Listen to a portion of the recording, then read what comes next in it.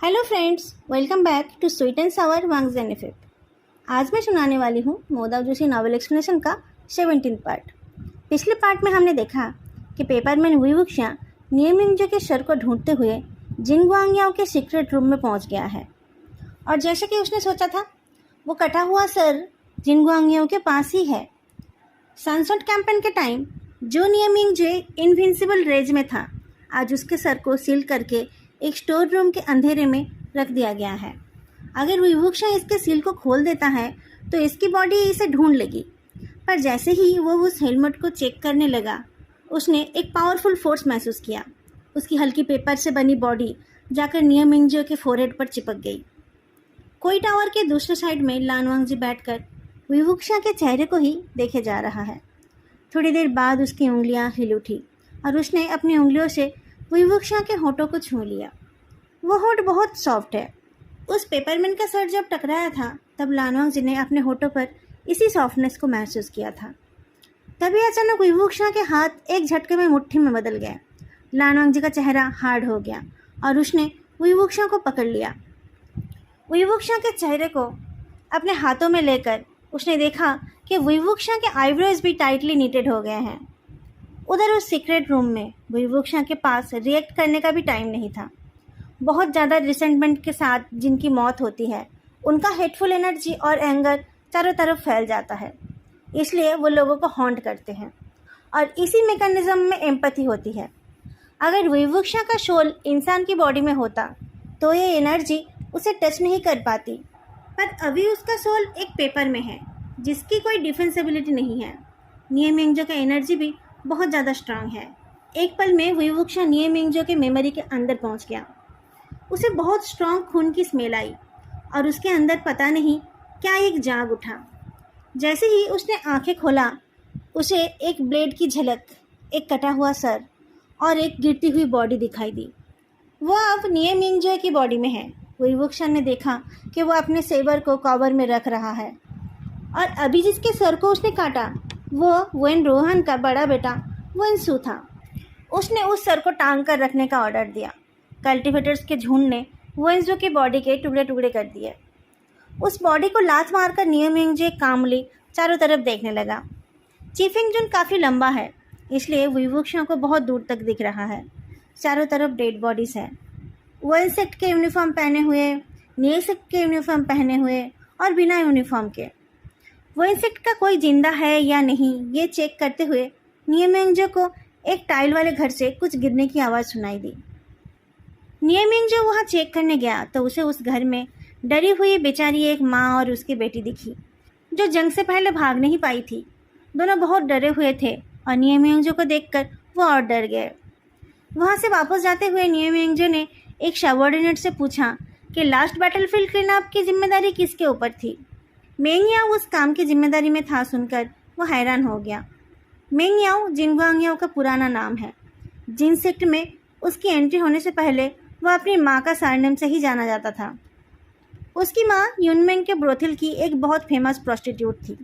वो उस टाइम की मोस्ट टैलेंटेड प्रोस्टिट्यूट्स में से एक हुआ करती थी। कहा जाता है कि वो गुचिन भी बजा सकती थी और उसकी कैलीग्राफी भी अच्छी थी। वो किसी अमीर फैमिली के यंग मिस्ट्रेस से कम पढ़ी लिखी नहीं थी, पर आखिरकार वो एक प्रोस्टिट्यूट ही थी। एक बार जिन गुआंगसन यूनमेंग गया हुआ था। जाहिर सी बात है कि वो ऐसी फेमस प्रोस्टिट्यूट से मिलना मिस नहीं कर सकता था। बहुत दिनों तक उसके साथ बिताकर उसे एक निशानी देकर वो वापस चला गया और हर बार जैसा होता है वहाँ से जाकर वो उसे भूल गया। मिस मेंग ने एक बेटे का जन्म दिया और उसे अच्छे से पढ़ा लिखा कर बड़ा किया, पर बेटे के 10 साल उम्र हो जाने के बाद भी उसके बाप ने उसकी खबर नहीं ली। मिस मेंग उस टाइम बहुत बीमार हो गई थी। मरने से पहले जिन गुआंगसन की दी गई उस निशानी को अपने बेटे के हाथ में देकर उसने उसे कोई टावर जाने के लिए कहा। मेंगयाओ को कोई टावर में घुसने नहीं दिया गया, तो उसने उस निशानी को निकाल कर कहा कि उसे सेक्ट लीडर से मिलना है। वो निशानी एक पर्ल बटन थी। लैंडलिंग जिन सेक्ट में उसकी कोई स्पेशल वैल्यू नहीं थी। जिन गुआंगसन ऐसी चीज़ें लड़कियों को और औरतों को ऐसे गिफ्ट किया करता था जैसे कि वो कोई बहुत ख़ास चीज़ हो, और फिर उसे खुद को ही उनके बारे में याद नहीं रहता था। मेंगयाओ एक गलत दिन पर आया था। उस दिन जिन जिक्सुआन का बर्थडे था। जिन गुआंगशन अपनी वाइफ और बहुत सारे रिलेटिव्स के साथ अपने प्यारे बेटे का बर्थडे सेलिब्रेट कर रहा था।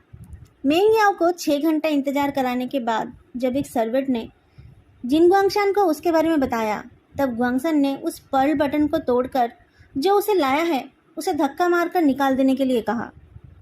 तो मेंग याओ को कोई टावर से लात मारकर निकाल दिया गया। वो सीढ़ियों से रोल होकर नीचे आकर गिरा और बिना कुछ बोले खुद उठकर खड़ा हुआ। अपने माथे के खून को पोंछकर और अपने कपड़ों को झाड़कर उसने अपना सामान उठा लिया और वहाँ से चल दिया। सनसेट कैंपेन जब शुरू हुआ तब उसने चिंगेनिया सेक्ट के ट्रूप्स को ज्वाइन किया। अलग अलग जगहों पर निये सेक्ट के ट्रूप्स ने अपनी घाटी बनाई थी।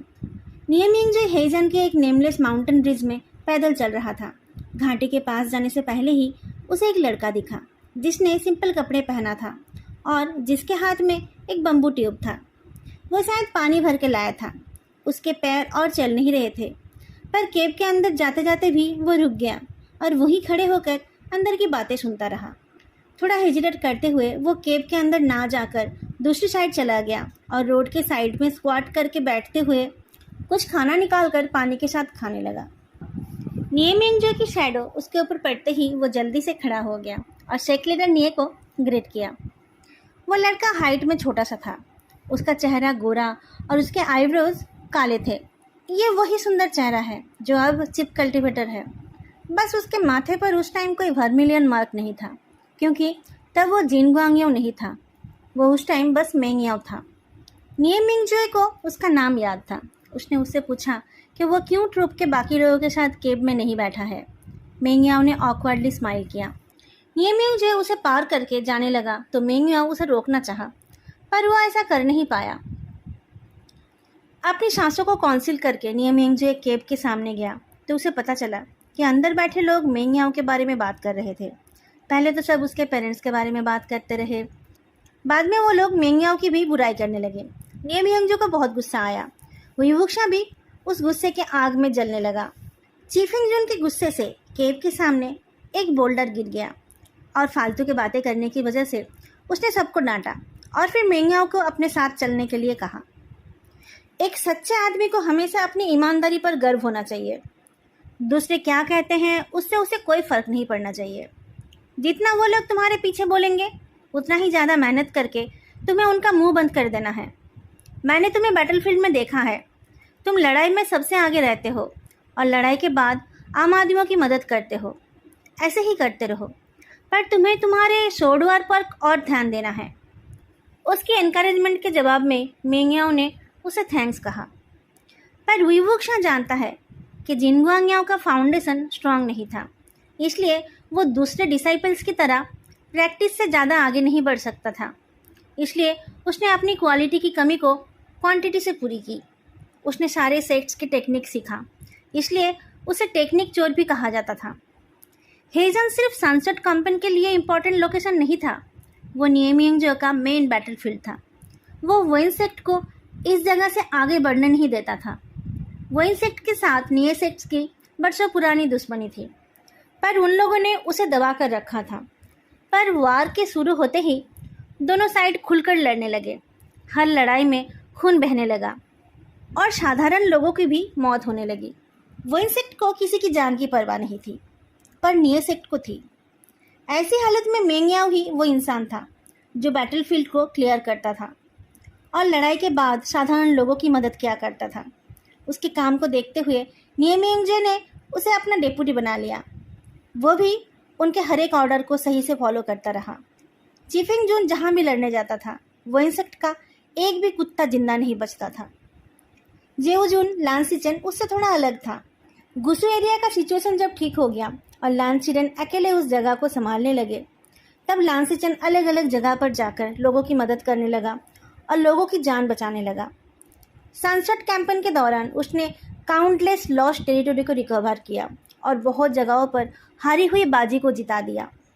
उसका नाम सुनते ही लोगों को उम्मीद की किरण दिखने लगी और वो सबके लिए एक ट्रम्प कार्ड बन गया। जब भी लानसीचेन हेजियन से गुजरता था, ये उसके लिए एक ट्रांजिशन पॉइंट हुआ करता था। वे वैसा ही एक और दिन था नियमिंगजो उसे और उसके साथ आए हुए कल्टीवेटर्स को एक हॉल में ले गया। लांसीचन और लानवांगजी एकदम एक जैसे दिखते हैं, पर वीवुक्शा एक झलक में ही उन दोनों में फ़र्क कर सकता है। पर लांसीचन को देखते ही उसे लानवांगजी की याद आ गई। पता नहीं मेरी बॉडी के साथ अब क्या हो रहा है। अगर पेपर बॉडी में रिसेंटफुल एनर्जी घुस जाती है तो असली बॉडी में भी कुछ होगा ना? क्या लानवांगजी को कुछ पता चलेगा? थोड़ी इधर उधर की बातों के बीच मेंगियाओ ने सबको चाय ऑफर किया। फ्रंट लाइन्स में मेड्स नहीं होते हैं। जिन गुआंगियाओ खुद से ही ये सब छोटे मोटे काम कर लेता है। उसे देखकर कुछ कल्टीवेटर्स हेजिटेट करने लगे। सबको उसके पेरेंट्स के बारे में पता था। किसी ने उसकी दी गई चाय नहीं पी। कप्स को साइड रखते हुए सब अपनी उंगलियां साफ करने लग गए। नियमिंगजो को इस पर ध्यान नहीं था, पर वीवुक्शान ने उसकी आंखों के कोने से ये सब देख लिया। मेंगियाओ ने ऐसा दिखाया जैसे कि उसने कुछ देखा ही नहीं। वो मुस्कुराकर सबको चाय देता रहा। उसके हाथ से चाय लेते हुए लांसीचन ने उसकी तरफ देखा और मुस्कुराकर थैंक यू कहा। एक सिप चाय पीने के बाद ही वो फिर से बात करने लगा। इस चीज़ को देखकर कुछ कल्टीवेटर्स अनईजी फील करने लगे। लांसीचन के सामने नियमिंगजे थोड़े अच्छे मूड में था। उसके पूछने पर लांसीचन ने बताया कि वो उस जगह पर नाइट स्टे करने वाला है। अगले दिन वो लानवांगी से मिलने जियांगलिंग जाएगा। जियांगलिंग तो अभी भी वोइंस के हाथों में है ना? नियमिंगजे ने पूछा। कुछ दिन पहले था, लांसीचन ने कहा। अभी वो वुनमिंग जियांग सेट के अंदर है। एक सेक्ट लीडर ने कहा। सेक्ट लीडर निये, आपको शायद अभी तक पता नहीं चला, पर सेक्ट लीडर जियांग अभी बहुत पावरफुल हो गए हैं। किसी और ने कहा, क्यों नहीं होंगे? वीवुक्शा अकेला ही मिलियंस का सामना कर सकता है। उनको किस बात का डर? वो अपने घर में बैठकर अपने इलाके को कंट्रोल कर सकते हैं। हमारी तरह उन्हें दर बदर भटकना नहीं पड़ता है। ऐसा लक हो तो। उसकी टोन अच्छी नहीं है देखकर किसी और ने बात को बदल दी। अच्छी बात यह है कि जेऊजुन और हांगवांगजुन सबकी मदद कर रहे हैं। नहीं तो पता नहीं कितने सेक्ट्स और कितने इनोसेंट कॉमन लोग वेन डॉग्स के हाथों ख़त्म हो जाते। तुम्हारा भाई वहाँ पर है ना? नियमिंगजो ने पूछा। हाँ, वो इस महीने के शुरू में लोगों को लेकर गया है, लांसीचन ने कहा। तुम्हारे भाई का कल्टीवेशन लेवल तो बहुत हाई है, नियमिंगजो ने कहा। उसे तुम्हारी मदद की क्या ज़रूरत है? नियमिंगजो को लानवांगजी की तारीफ करते सुन वीवुक्शा को बहुत खुशी हुई। चिफेंगजुन, आपकी नज़र बहुत पारखी है। लांसीचन ने आहें भरते हुए कहा। यह थोड़ा एम्बरेसिंग है, पर जब से वो वहाँ गया है तब से वुनमिंग जियांग सेक्ट के यंग मास्टर वेई के साथ उसकी बात बात पर लड़ाई हो रही है। नियमिंगजो ने पूछा, क्या हुआ है? किसी ने कहा, मुझे लगता है कि उनकी लड़ाई वीवुक्शा की अननेचुरल मेथड्स की वजह से हो रही है। सब कह रहे हैं कि हांगवांगजुन उसके मुंह पर ही उसको क्रिटिसाइज कर देते हैं। उनको उसका कॉफ्सेस यूज़ करना, उसके क्रूएल मेथड्स और अपने असली इंटेंशन को भूल जाना अच्छा नहीं लगता है। पर सब वीवुक्शा को ऐसे डिस्क्राइब कर रहे हैं कि मैं अपनी आंखों से उसे लड़ते हुए देखना चाहता हूँ। इस आदमी की स्टोरी उतनी बुरी नहीं थी, पर कुछ लोग तो बड़ा चढ़ाकर ये बोल रहे थे कि वोइंस को मारते हुए लानवांगजी और वीवुक्शा एक दूसरे से लड़ रहे थे। पर असलियत में उनका रिश्ता उतना भी खराब नहीं था। उनमें छोटी मोटी लड़ाई होती रहती थी। वीवुक्शा ग्रेप्स खोदता रहता था और लानवांगजी बार बार बोलता रहता था कि ये सही रास्ता नहीं है, ऐसा करने से उसकी माइंड और बॉडी दोनों का नुकसान होगा। उसने बहुत बार उसके काम में अड़चन भी डाला था। उस टाइम वो लोग लगातार वोइंस से लड़ रहे थे, इसलिए दोनों को ही जल्दी गुस्सा आ जाता था और दोनों लड़कर अलग हो जाते थे। वीवुक्शा ने सोचा, ये तो एक जन्म पुरानी बातें हैं। एक आदमी ने कहा, हांगवांगजुन को ऐसा करने की ज़रूरत नहीं है। इस टाइम तो जिंदा लोग भी मुर्दे के जैसा बन गए हैं। कॉफ्सेस के बारे में सोचकर क्या फ़ायदा? किसी और ने कहा, हाँ, हम बहुत ही मुश्किल दौर से गुजर रहे हैं। सेक्ट लीडर जियांग ठीक ही कर रहे हैं। इस वक्त वोइंस से ज़्यादा एविल और कुछ नहीं है। वीवुक्शा हमारे साइड से ही है ना। जब तक वो वोइंस को मार रहा है तब तक सब ठीक है। वीवुक्शा ने सोचा, मुझ पर सीज करते टाइम तो तुम लोगों ने ये नहीं कहा था। कुछ देर में मेंगियाओ सबको रेस्टिंग एरिया में ले गया। नियमिंगजे अपने रूम में वापस गया और एक पतला सेवर उठाकर लांसीचन से मिलने गया। दूर से उसे लांसीचन की वॉइस सुनाई दी, जो मेंगियाओ को बता रहा था कि वो कितना लकी है कि उसे नियमिंगजे के जैसे गुस्सेल इंसान का अप्रूवल मिल गया है। उसने ये भी बताया कि जिन सेक्ट के लिए लांग्या एरिया को संभालना मुश्किल हो रहा, इसलिए वो लोग नए लोगों को रिक्रूट करना चाहते हैं। मेंगियाओ ने एक बार उससे कहा था कि वो जिन सेक्ट में एक प्रॉपर जगह पाना चाहता है। तुम्हें अपने फादर का अप्रूवल चाहिए था, पर अभी तो तुम्हें मिंगजियांग के अंदर अच्छी पोजीशन मिली है। क्या तुम अभी भी वहाँ जाना चाहते हो? मेंगियाओ ने अच्छे से सोचकर कहा, मैं अभी भी वही चाहता हूँ, पर मैं अभी सेक्ट लीडर निये को छोड़कर नहीं जा सकता। लांसीचन ने कहा, हाँ, तुम्हारे लिए ये टॉपिक उठाना मुश्किल है, पर अगर तुम उन्हें पूछोगे तो मिंगजियांग तुम्हें मना नहीं करेंगे। अगर वो मना करेंगे तो मैं उनसे बात करूँगा। नियमिंग जो अंदर आते हुए बोलता है, मैं क्यों तुम्हें जाने नहीं दूंगा? मैं तुम्हें एक रिकमेंडेशन लेटर लिख दूंगा। तुम उसे लेकर कल अपने फादर के पास चले जाना। मैंने तुमसे कुछ पाने के लिए तुम्हें प्रमोट नहीं किया। मुझे लगा कि तुम कैपेबल हो, इसलिए मैंने तुम्हें ये पोजीशन दिया। अगर तुम मुझे पे बैक करना चाहते हो तो लड़ाई के मैदान में तुम थोड़े ज़्यादा वेंस को मार देना। मेंगियाओ स्पीचलेस हो गया। फिर उसने कहा, मुझे पता नहीं है कि मैं कुछ बोलने की ज़रूरत नहीं है, कहकर नियमिंग ने अपने हाथ के सेवर को टेबल पर रखा।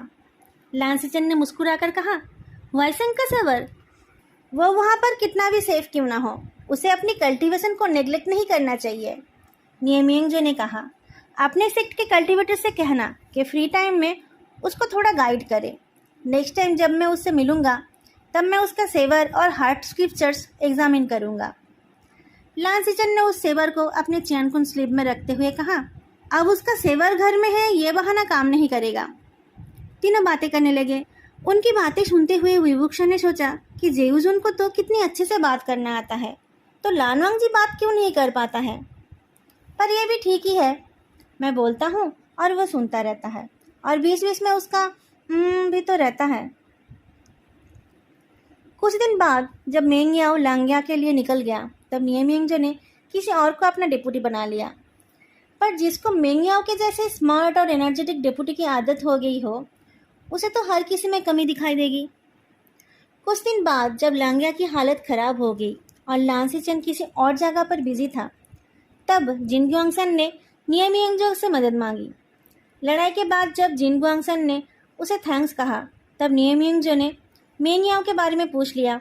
पर जिन गुआंगसन ने ऐसे एक्ट किया जैसे कि उसे इस नाम के किसी इंसान के बारे में पता ही नहीं है। उसने कहा कि कोई उसके पास कोई लेटर लेकर नहीं आया। उसने ये भी कहा कि अगर उसे पता होता कि सेक्ट लीडर निये का डेप्यूटी उसका सेक्ट ज्वाइन करना चाहता है तो वो ज़रूर उसे अच्छे से वेलकम करता। नियमिंग जो वहाँ से निकल गया, पर कुछ और कल्टीवेटर्स से पूछकर भी उसे मेंगियाओ का पता नहीं चला। पर ढूंढते ढूंढते एक दिन उसे मेंगियाओ मिल ही गया। एक फॉरेस्ट के अंदर चारों तरफ कुछ और सेक्ट्स के कल्टीवेटर्स के साथ जिन सेक्ट और वेन सेक्ट के कल्टीवेटर्स की डेड बॉडी पड़ी हुई थी, और उसके बीच मेंगियाओ जिन सेक्ट के कल्टीवेटर की बॉडी से एक शोड को निकाल रहा था। वो सेड उसका नहीं था, वो वेन सेक्ट का शोड था, और उसकी शोड टेक्निक भी वेन सेक्ट की थी। मेंगियाओ इतनी सावधानी से काम कर रहा था कि उसके कपड़ों पर एक भी खून का छींटा नहीं गिरा। नियमिंग ने अपने सेवर को 1 इंच निकाल लिया और एक शार्प रिंग ने हवा को काट दिया। मेंगियाओ इस आवाज़ को पहचानता था। वो डर कर पीछे मुड़ा। सेक्ट लीडर नियमिंग ने अपना सेवर निकाल लिया। उसका सेवर चमक उठा और उसमें खून के रंग का चमक दिखाई दिया। विवुक्षण ने एक भयंकर गुस्से के साथ साथ नफरत और डिसअपॉइंटमेंट भी महसूस की। अपने हाथ के शॉट को नीचे गिराकर मेंगियाओ ने कहा, सेक्ट लीडर निये, रुकिए, मेरी बात सुनिए। मेरे पास और कोई चॉइस नहीं था। क्या चॉइस नहीं था तुम्हारे पास? नियमिंग गुस्से से रोर कर उठा। क्या कहा था मैंने तुम्हें? मेंगियाओ अपने घुटनों पर आ गया। मेरी बात सुनिए सेक्ट लीडर निये, ये मेरा सुपीरियर था। ये मुझे हमेशा ह्यूमिलिएट करता था और मारा करता था। मैं ये सब सह लेता, पर वो हमेशा मेरी सारी मेहनत का क्रेडिट मुझसे छीन लेता था। एक बार नहीं, उसने मेरे साथ बार बार यही किया। कोई मेरी बातों पर विश्वास नहीं करता है। अभी भी वो मेरी माँ को लेकर गंदी बातें बोल रहा था। मैंने गुस्से में अपना कंट्रोल खो दिया। नियमिंग ने उसे कॉलर पकड़कर खींचकर उठाया। तुम झूठ बोल रहे हो। तुमने ये गुस्से में नहीं किया। ये तुम्हारा सोचा समझा काम है। तुमने ऐसा प्लान बनाया ताकि किसी को पता भी ना चले कि ये कोई प्लान्ड मर्डर है। तुम्हें नाम कमाने का इतना ज़्यादा शौक है, कि तुम उसके लिए किसी का मर्डर कर दोगे? मेंग्याओ बताने लगा कि उसके सुपीरियर ने उसे कहीं का नहीं छोड़ा था। उसके आंखों में आंसू झलक उठे। नियमिंग ने कहा, तुम झूठ बोल रहे हो। एक बात बताओ, उस टाइम भी क्या तुमने जानबूझकर मेरे सामने अपने आप को बेचारा दिखाया था ताकि मैं तुम्हारी मदद करूं? अगर मैं वो नहीं करता तो क्या तुम उन लोगों को भी ऐसे ही मार देते? मेरे सामने झूठ मत बोलना। मेंग्याओ कुछ बोल नहीं पाया। उसका एडम एप्पल कांप उठा। उसकी पूरी बॉडी कांप उठी। मैं तुम्हारे साथ कुछ नहीं करूँगा कहकर नियमिंग ने अपना सेवर रख दिया, पर तुम खुद अपने फादर के पास जाकर सब कुछ कबूल करोगे और सज़ा स्वीकार करोगे। मेंग्याओ यह करने को तैयार नहीं था। यहाँ तक पहुँचने में उसे बहुत मेहनत करनी पड़ी है, पर नियमिंग के प्रेशर से उसे हाँ बोलना पड़ा। पर जैसे ही नियमिंग ने उसे उठाकर खड़ा किया, उसने अपने पेट के सामने एक शॉट पकड़ लिया। मैं आपके काइंडनेस की लायक नहीं हूँ कहकर वो जोर लगाकर उस शॉट को अपने पेट में घुसा दिया। नियमिंग उसे रोक नहीं पाया। मेंग्याओ की कमज़ोर पड़ती बॉडी को पकड़कर वो उसके चेस्ट पर स्पिरिचुअल एनर्जी देने लगा, पर तभी मेंग्याओ ने उसे पैरालाइज कर दिया। अपने पेट से शॉट को निकालकर मेंग्याओ ने अपने हाथ से खून को रोका। नियमिंग हिल नहीं पाया। वो वैसे ही हाफ नीलिंग पोजीशन में बैठा रहा। दोनों ने कुछ नहीं कहा। मेंग्याओ वहाँ से भाग गया। उसने एक बार के लिए भी पीछे मुड़कर नहीं देखा। नियमिंग ने इससे पहले ऐसा सेमलेस किसी को नहीं देखा था। कुछ दिन बाद जब लांसीचन आया और मेंग्याओ के बारे में पूछा, तब उसने उसे सब कुछ बताया। पर लांसीचन ने कहा कि शायद मेंग्याओ सच में परेशानी में था। ऐसे टाइम पर किसकी गलती है ये समझ पाना मुश्किल है। उसे बस उम्मीद करनी चाहिए कि उसे मेरा सामना ना करना पड़े, नियमिंग ने कहा, नहीं तो उसे मेरे सेवर का बलि चढ़ना पड़ेगा। पर उस दिन के बाद से उसे मेंग्याओ कहीं नहीं दिखा। एक दिन वो अपने जिस डेपुटी को इतना भालू दिया करता था, अब उससे ही वो सबसे ज़्यादा नफरत करने लगा और उसने उसका नाम सुनने से भी इनकार कर दिया। वो किसी के ऊपर भरोसा नहीं करता है, किसी से ज़्यादा क्लोज नहीं होता है। पहली बार उसने जिस पर भरोसा किया था वो आदमी ऐसा निकला तो उसका रिएक्शन इतना एक्सट्रीम हो गया। अचानक विवुक्षा के सर में दर्द होने लगा। ऐसा लगा जैसे कि उसका सर टूटने वाला है, जैसे कि उसकी बॉडी के ऊपर से कोई गाड़ी जा रही हो। वो हिल नहीं पा रहा था।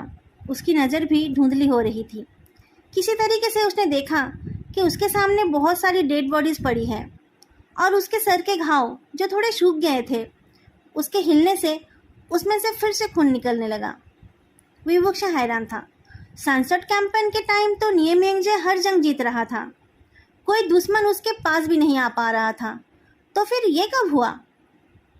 विंड क्लैन के कुछ कल्टीवेटर्स आगे चलकर गए और ज़मीन पर नील करके बैठे। नियमिंग की बॉडी से अचानक एक बोन चिलिंग प्रेशर विवुक्षा तक पहुंचने लगी।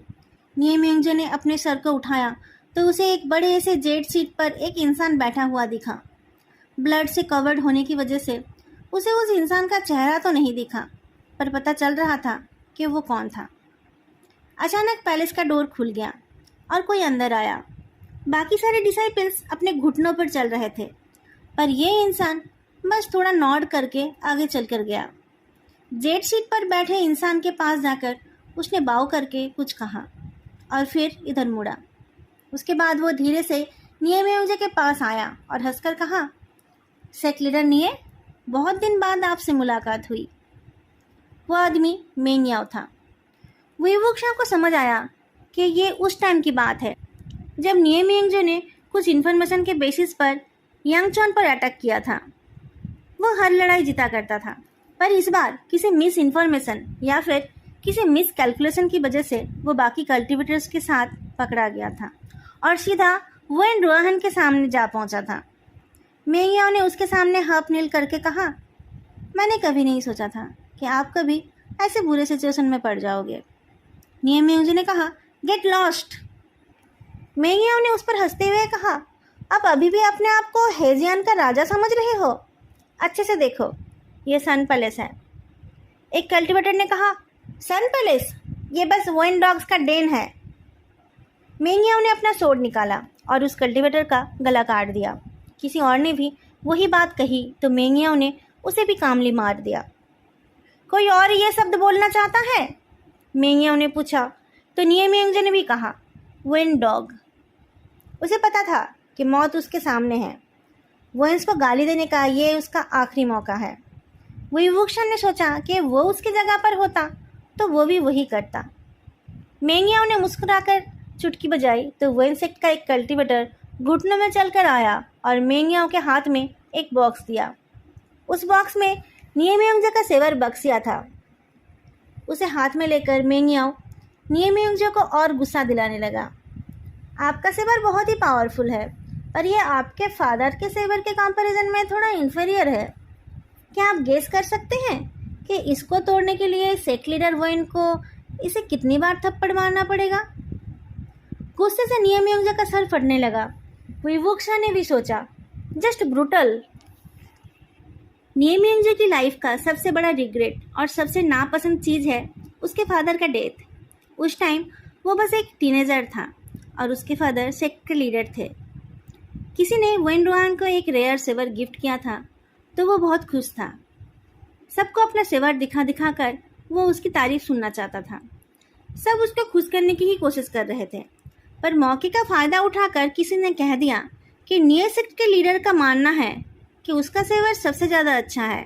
वो हमेशा इस बात का दिखावा करता है और बोलता है कि 100 साल में उसके सेवर जैसा कोई सेवर नहीं बना।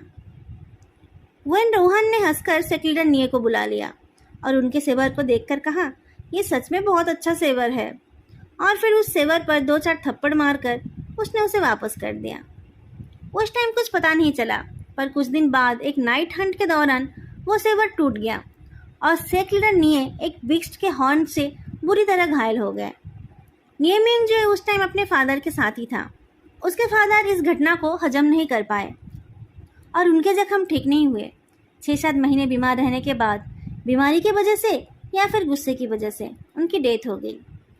नियमियांगजे इस वजह से ही वेन सेक्ट से इतना नफरत करता है और आज उसके उसी जख्म को फिर से ताज़ा कर दिया गया। उसने एक थप्पड़ मारा तो मेंगियाओ के मुंह से खून निकल आया। जेट सीट पर बैठा इंसान हिल उठा और मेंगियाओ ने नियमियांगजे के सीने पर लात मारी। वो नीचे गिर गया और उसका खून खौलने लगा। विवुक्षा ने इस घटना के बारे में बहुत र्यूमर सुना था, पर उसने कभी नहीं सोचा था कि उसे ये इतने डिटेल में देखने का मौका मिलेगा। नियमियांगजे के चेस्ट पर खड़े होकर मेंगियाओ ने कहा, सेक्ट लीडर वेन के सामने ऐसी बर्ताव। पर जैसे ही वो नियमियांगजे को अपने सोट से स्टैब करने गया, नियमियांगजे ने उसके सोट का चूरा बना दिया। पर जैसे ही वो मेंगियाओ पर वार करने गया, एक स्ट्रॉन्ग फोर्स ने उसकी बॉडी को वेन रोहन की सीट की तरफ खींच लिया। नियमियांगजे ने अपने हाथ के सामने से वेन सेक्ट के एक कल्टीवेटर को वेन रोहन की तरफ फेंका तो वेन रोहन ने एक फोर्स से उस आदमी के सर को तोड़ दिया। चारों तरफ फैलते खून के बीच नियमियांगजे को अपने सेवर को वेन रोहन की तरफ भेजने का मौका मिल गया। मेंगियाओ ने उसे सावधान होने के लिए कहा तो वेन रोहन की हंसी सुनाई दी। ये एक यूथफुल वॉइस है। उसकी कल्टीवेशन बहुत हाई लेवल की है और उस वजह से उसकी बॉडी भी बहुत यंग है। नियमियांगजे ने अपने बैक्सिया को पकड़कर सामने चलाया तो वेन सेक्ट के जो लोग उसकी तरफ आ रहे थे वो 2-2 टुकड़े में कट गए। एक पल में कोई आकर उसके पीछे खड़ा हो गया तो नियमियांगजे ने सेवर चलाया। उसके स्पिरिचुअल पावर से फ्लोर टूट गया, पर उसका स्पिरिचुअल पावर किसी और को टच नहीं कर पाया। उल्टा उसने अपने चेस्ट पर एक स्ट्रांग ब्लो महसूस किया। वो एक गोल्डन टावर पर जाकर टकराया। आंखों पर टपकते हुए खून की वजह से उसे कुछ दिखाई नहीं दे रहा था। कोई उसकी तरफ आ रहा है समझते ही उसने फिर से वार किया, पर इस बार उसके चेस्ट पर ऐसे घूंसा मारा गया कि उसकी बॉडी जमीन पर गड़ गई। वेन रोहन बहुत ज़्यादा ही पावरफुल है। वेन रोहन नियमियांगजे के चेस्ट पर खड़ा हो गया तो मेंगियाओ उसके पास आने लगा। मैं इतना यूजलेस हूँ कि आपको खुद को आना पड़ा। वेन रोहन ने हंसकर कहा, तुम किसी काम के नहीं हो। मेंगियाओ ने भी हंस दिया। क्या इसी ने वेन्सू को मारा था? वेन रोहन ने पूछा। हाँ यही है, मेंगियाओ ने कहा। अब इसे अभी मारेंगे? मुझे लगता है कि इसे खींचकर फायर पैलेस ले जाना चाहिए। फायर पैलेस वेन रोहन के खेलने की जगह है। वहाँ हजारों किस्म के टॉर्चर की इंस्ट्रूमेंट्स हैं। इसका मतलब ये है कि मेंगियाओ नियमियांगजे को तड़पा तड़पा कर मारना चाहता है।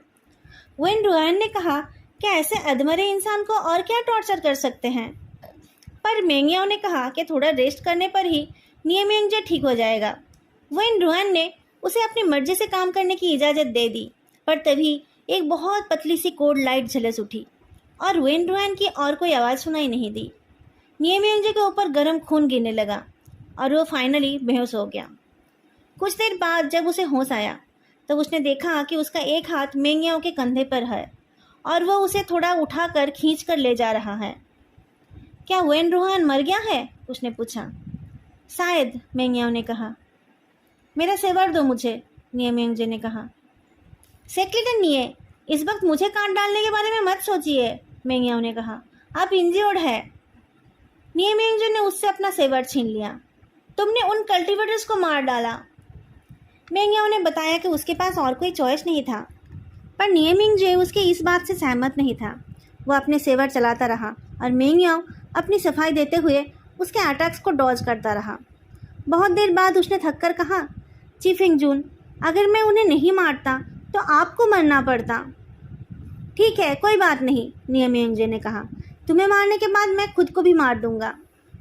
वो पागलों की तरह अटैक करता रहा और मेंगियाओ पागलों की तरह बचता रहा। विवुक्षा हंसते हुए सोचने लगा, अगर उस दिन नियमियांगजे इतना ज़्यादा घायल ना होता तो फ्यूचर चीफ कल्टीवेटर उस दिन बच नहीं पाता। तभी लांसीचन जंगल से दौड़कर आया। मिंगजुए जियांग। मेंगियाओ उसके पीछे जाकर छुपा। सिचन, हट जाओ, नियमियांगजे ने कहा। बक्सिया के किलिंग इंटेंट को देखकर सोये भी निकल आया। नियमियांगजे को पकड़कर लांसीचन ने पूछा कि क्या हुआ है। नियमियांगजे ने मेंगियाओ को देखकर कहा, जब तुम लंगिया से भाग गए थे तब तुम वंश का कुत्ता बन गए थे, इसलिए मैं तुम्हें ढूंढ नहीं पाया। मिंगजुए जियांग। लांसीचन बहुत रेयरली किसी को इंटरप्ट करता है। आपको पता है कि कौन इतने दिनों से आपको चीसन वन सेट के मैप्स और टैक्टिकल इन्फॉर्मेशन भेज रहा है? तुम, नियमियांगजे ने कहा। मैं तो बस वो डिलीवर कर रहा था, लांसीचन ने कहा, पर मुझे वो सब ये ही भेज रहा था और आज भी इसी ने मुझे आपकी मदद करने के लिए बुलाया। उस दिन लांगिया से भागकर उसे बहुत बुरा लगा था, पर उसे आपका डर भी था। उस टाइम वो वेन सेक्ट में घुसकर वेन रुआन से नज़दीकी बढ़ाने लगा और सीक्रेटली मुझे लेटर भेजता रहा। शुरू में मुझे भी पता नहीं चला था कि कौन ये सब कर रहा है, पर बाद में कुछ क्लू देखकर मैं समझ गया था कि वो यही था। मेंगियाओ, तुमने ये सब जियांग को बताया क्यों नहीं? मेंगियाओ ने कहा कि बताने का कोई फ़ायदा नहीं था। लड़ते हुए बक्सिया और सुएवे की तरफ डर की निगाहों से देखकर मेंगियाओ नियमियांगजे के सामने जाकर अपने घुटनों में बैठ गया। सेक्रेटरी निये, सन पैलेस में वेन रुआन का भरोसा जीतने के लिए मैंने आपको चोट पहुंचाई और आपके पुराने जख्मों को ताज़ा किया, पर मेरे पास और कोई चॉइस नहीं था। मैं सच में बहुत दुखी हूँ। नियमियांगजे ने कहा कि उसे उन कल्टीवेटर से माफ़ी मांगनी चाहिए जिनको उसने मारा है, और इतने दिनों से वेन सेक्ट में रहते हुए उसने और भी लोगों को ऐसे ही मारा होगा, बहुत लोगों पर टॉर्चर किया होगा। लांसीचन उसे समझाने लगा कि अंडरकवर रहते टाइम ऐसे काम करने पड़ते हैं, नहीं तो ओपोनेंट का भरोसा नहीं जीता जा सकता, और ये सब एक ग्रेटर कॉज के लिए था और उसके दिल में तो सबकी भलाई की ही चिंता थी। विवुक्षा ने सोचा कि जेउजिन सच में कितने प्योर और काइंड है, पर इसमें उसकी कोई गलती नहीं है। उसके लिए तो मेंगियाओ ऐसा एक इंसान है जिसके लिए अंडरकवर जाने के अलावा और कोई चॉइस नहीं था। उसने अकेले सारी ह्यूमिलेशन का सामना करके सबके लिए सोचा। लांसीचन की जगह पर विवुक्षा होता तो वो भी शायद ऐसा ही सोचता। गुस्से में एक बड़े पत्थर को तोड़कर नियमियांगजे चला गया। वेन रुआन की मौत के बाद वेन सेक्ट को ख़त्म करना ज़्यादा मुश्किल नहीं हुआ और लड़ाई के बाद सालों से छुपा हुआ मेंगियाओ फेमस हो गया। विवुक्षा सोच रहा था कि इतना सब कुछ हो जाने के बाद नियमियांगजे और जिन गुआंगयाओ शॉन ब्रदर्स कैसे बने। मेंगियाओ ने लड़ाई में उसकी मदद तो की थी और उसकी जान भी बचाई थी, पर नियमियांगजे को उसका ये सब तरीका पसंद नहीं था, पर उसे रोकने का उसका कोई हक भी नहीं था। उसके साथ शॉन ब्रदर्स बनकर ही नियमियांगजे को वो हक मिल सकता था जिससे वो मेंगियाओ को सही रास्ते पर ला सकता था। सनसेट कैंपेन के बाद कोई टावर में बहुत दिनों तक फ्लावर बैंक्वेट चल रहा था। बहुत सारे कल्टीवेटर आ जा रहे थे और खुशियाँ मना रहे थे। नियमयंगजे के सामने से जाते हुए लोग उसे रेस्पेक्ट दिखा रहे थे। विवुक्षा ने सोचा कि कितने सारे लोग चीफिंग जुन से डरते भी हैं और उन्हें रेस्पेक्ट भी करते हैं। बहुत सारे लोग मुझसे भी डरते हैं, पर मुझे ज़्यादा कोई रेस्पेक्ट नहीं करता है। जिन गुआंगयाओ पैलेस के बेस के पास खड़ा दिखाई दिया। इस टाइम वो लान सिचेन और नियमयंगजे के साथ सोन ब्रदर बन गया है और जिन क्लैन में भी एक्सेप्टेड हो गया है। जिन सेक्ट का यूनिफॉर्म, माथे पर वर्मिलियन का मार्क और सर पर एक गॉज कैप में वो पहचानने में भी नहीं आ रहा है। हमेशा की तरह हैंडसम और क्लेवर, पर उसका कामनेस जैसे अब और बढ़ गया है। और उसके पास वो जुएयंग है ना, उसकी उम्र बहुत कम है, चेहरे पर बचपना है, पर वो हाइट में लंबा हो गया है। जिन क्लैन का यूनिफॉर्म पहना हुआ जुएयंग कुछ मज़ेदार बातें कर रहा है और हंस रहा है। उसकी आंखों में आसपास के कल्टीवेटर के लिए कोई रेस्पेक्ट नहीं दिखी। नियमयंगजे को देखकर उसने अपने कैनाइन टीथ दिखाकर मुस्कुरा दिया। जिन गुआंगयाओ ने उससे कुछ कहा तो वो वहाँ से चला गया।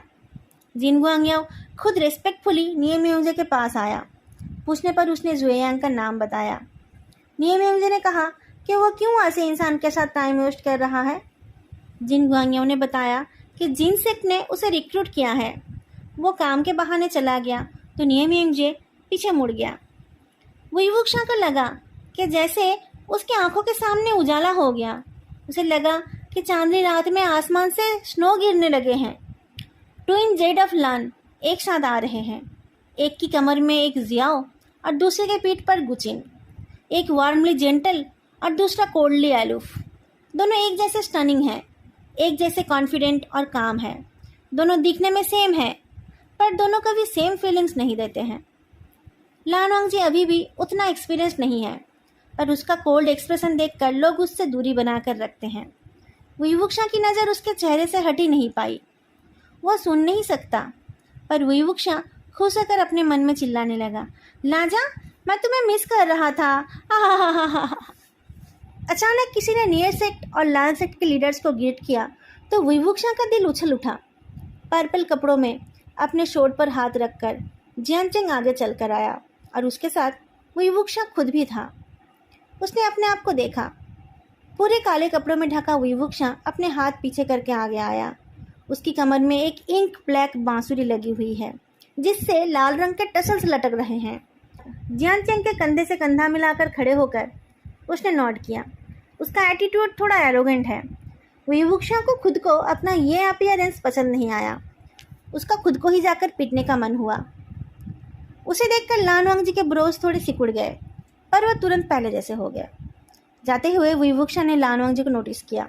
वो शायद कुछ बोलने वाला था, पर जियानचेंग ने उससे कुछ कहा तो वह जोर से हंस उठा।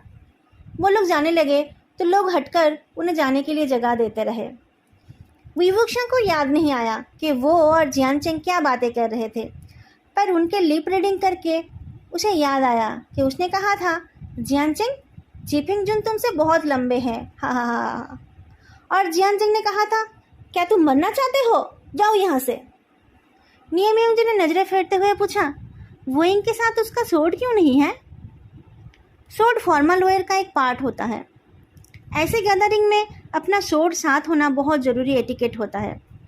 लान वांगजी ने लियू क्वांग टोन में कहा, वो भूल गया होगा। नियमयंगजे ने एक आईब्रो ऊपर करके पूछा, वो ऐसी चीज़ भी भूल जाता है? लान वांगजी ने कहा, वो ऐसा ही है। विवुक्षा ने सोचा, अच्छा तो तुम मेरे पीछे मेरी बुराई कर रहे थे, मैंने तुम्हें पकड़ लिया। लान सिचेन ने मुस्कुराकर कहा, यंग मास्टर वोई ने एक बार कहा था कि उसे इन सब फॉर्मेलिटीज़ की परवाह नहीं है। शोट की बात छोड़ो, अगर वो कपड़े भी ना पहने तो भी कोई क्या कर सकता है। जवानी का जोश। अपनी कही बात किसी और के मुंह से सुनकर वो विवुक्षा को शर्म आई। तभी उसे लान वांगजी की वॉइस सुनाई दी, छिछोरापन। उसकी वॉइस बहुत सॉफ्ट थी, जिसे सुनकर वो विवुक्षा का दिल कुछ देर के लिए धड़कना भूल गया। लान सिचेन ने कहा, तुम अभी तक यहाँ क्या कर रहे हो? लान वांगजी थोड़ा कंफ्यूज होकर बोलता है, मैं तो आपके साथ हूँ। तुम्हें उससे बात नहीं करनी? लान सिचेन ने कहा, जल्दी करो नहीं तो वो लोग चले जाएंगे। वो विवुक्षा हैरान होकर सोचता है, क्या लाजा को मुझसे कुछ कहना था? पर लान वांगजी का रिएक्शन देखने से पहले उसे खुद की ही गुस्से आवाज़ सुनाई दी। जिन जिक्सुआन, क्या तुम्हें याद नहीं है कि तुमने क्या कहा था और क्या किया था? अब इन सब बातों का क्या मतलब है? जिन जिक्सुआन ने भी गुस्से से जवाब दिया, मैं सेक्रेटरी जियांग से पूछ रहा हूँ, तुमसे नहीं, और मैं मेडन जियांग के बारे में पूछ रहा हूँ। इन सब से तुम्हारा क्या वास्ता है? वही वुक्शन ने कहा, बहुत खूब, मेरी सीजीएस से तुम्हारा क्या कनेक्शन है? जिन जुक्सान ने कहा, सेक्रेटरी जियांग, ये हमारे सेक्ट का बैंक्वेट है और ये आपके सेक्ट का आदमी, आप इसका ध्यान रखने वाले हैं या नहीं? लान सिचन ने पूछा, ये फिर किस बात पर झगड़ने लगे हैं? लान वांगजी के पैर जैसे जमीन पर गड़ गए थे। थोड़ी देर बाद वो आगे बढ़कर गया। उधर से जियान चेंग की वॉइस सुनाई दी, वही वुक्शा, चुप हो जाओ। Young master Jin, I am sorry. मेरी दीदी ठीक है, पूछने के लिए धन्यवाद। हम नेक्स्ट टाइम इस बारे में बात करेंगे। वही वुक्शन ने कोल्डली हंसते हुए कहा, नेक्स्ट टाइम? कोई नेक्स्ट टाइम नहीं है। वो कैसी है उससे इसका कोई लेना देना नहीं है। वो अपने आप को समझता क्या है? वो जाने लगा तो जियान चेंग ने उसे रुकने के लिए कहा, मुझे यहाँ रहकर उसका चेहरा नहीं देखना है। वही वुक्शा हाथ हिलाकर चला गया। मैं आना ही नहीं चाहता था, ये सब तुम खुद संभालो। वही वुक्शा के चले जाने से जियान चेंग के चेहरे पर अंधेरा छा गया। जिन गुआंगयाओ, जो सब कुछ संभाल रहा था, वो वही वुक्शा को आवाज़ लगाने लगा, पर वही वुक्शा ने किसी पर ध्यान नहीं दिया। जिन गुआंगयाओ ने पैर पटक कर कहा, अब मैं क्या करूँ सेक्ट लीडर जियांग? जियान चेंग ने अपने चेहरे को ठीक करते हुए कहा, जाने दो उसे, और घर में भी ऐसे ही बदतमीजी करता रहता है। और फिर वो जिनजुक्सा से बात करने लगा। इसके बाद का सीन चिंघेनिया सेक्ट का है। नियमिंग जो एक मैट सीट पर बैठा है और उसके सामने बैठकर लांसिचन गुचिन बजा रहा है। उसका बजाना खत्म होने पर जिन गुआंगयाओ ने कहा, आपका गुचिन बजाना सुनने के बाद तो मुझे अपने गुचिन को तोड़ देने का मन हो रहा है। लांसिचन ने कहा, गुसु के बाहर तुम्हारा स्किल काफ़ी अच्छा है, क्या तुम्हें तुम्हारी माँ ने सिखाया था? जिन गुआंगयाओ ने कहा, नहीं, मैंने ऐसे ही दूसरों को देखकर सीखा है। मेरी माँ मुझे बस पढ़ना लिखना सिखाती थी, ये सब नहीं। वो मुझे कीमती सोर्ड्स और कल्टीवेशन गाइड्स खरीद कर देती थी। वो सारी बुक्स बेकार की थी। वो सब बस मेरी माँ की जैसी अनाड़ी औरतों को और बच्चों को बुद्धू बनाने के लिए थी। उससे कोई कुछ नहीं सीख सकता।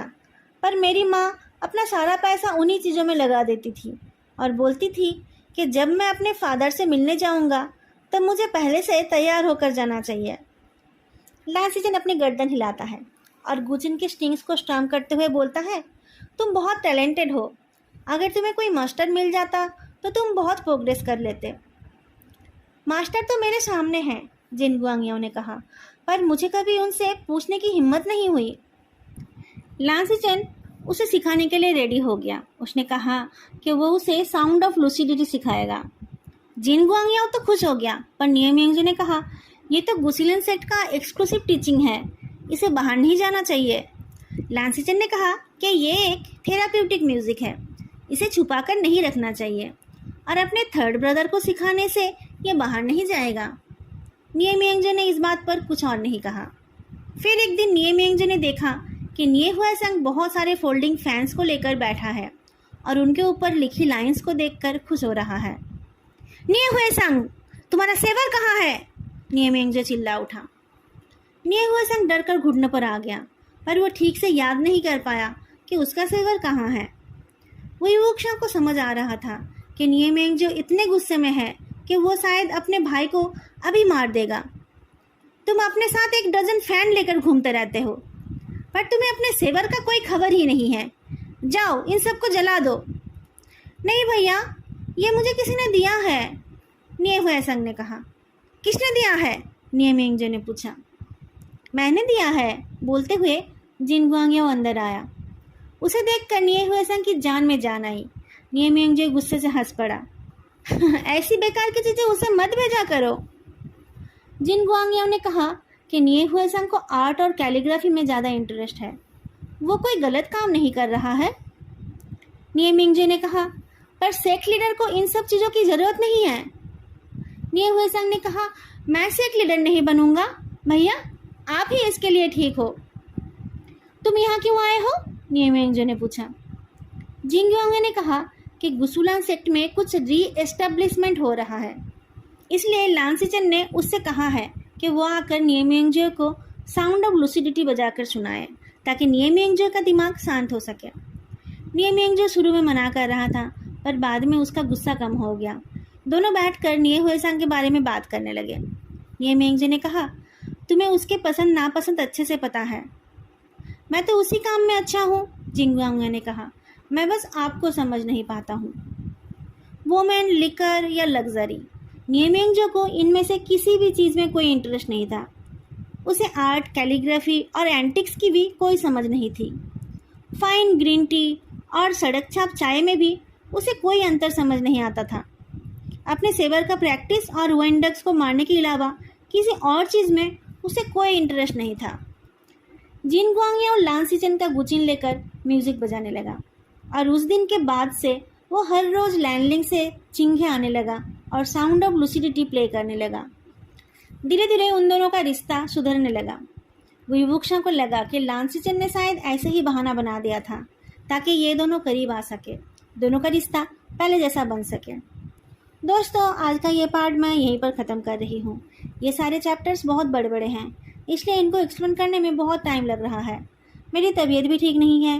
एंटीबायोटिक्स के स्ट्रॉन्ग डोजेस की वजह से मैं बहुत वीक हो गई हूँ।